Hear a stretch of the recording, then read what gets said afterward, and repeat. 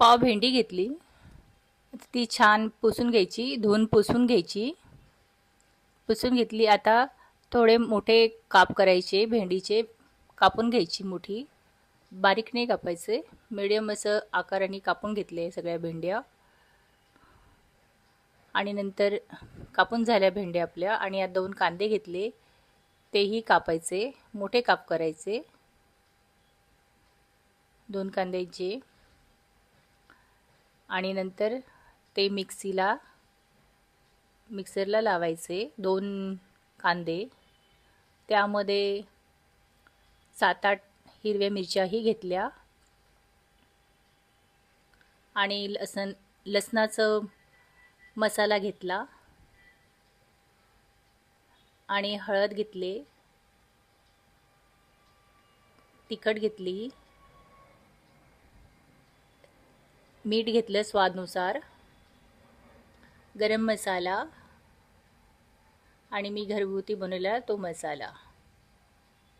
आता हे आपण थोडं पाणी घालायचं आणि मिक्सरला फिरवायचं. कढई घेतली, कढईमध्ये तेल घालायचं. तेल जास्त घालायचं कारण की आपल्याला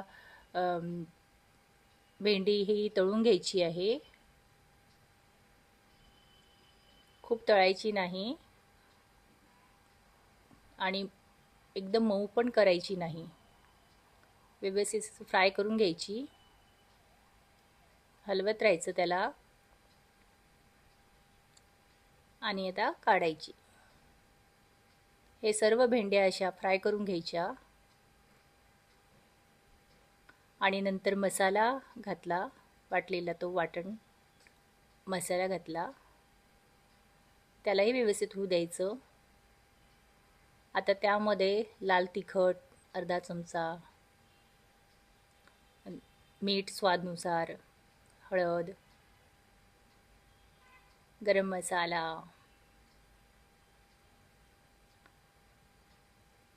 आणि दही घालायचं. दही घेतल्यानंतर त्याला छान ढवळायचं,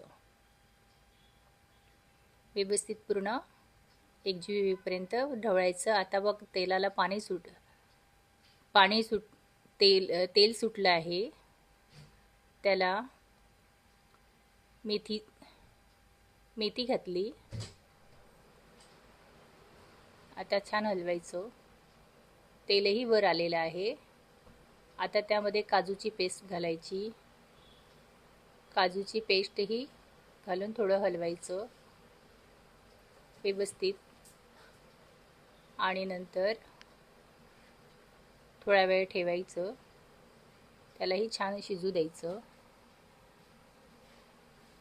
पण थोडं हलवत राहायचं. व्यवस्थित असं हलवलं की मसाला हे खाली लागत नाही, त्यामुळे चमच्याने ढवळत राहायचं.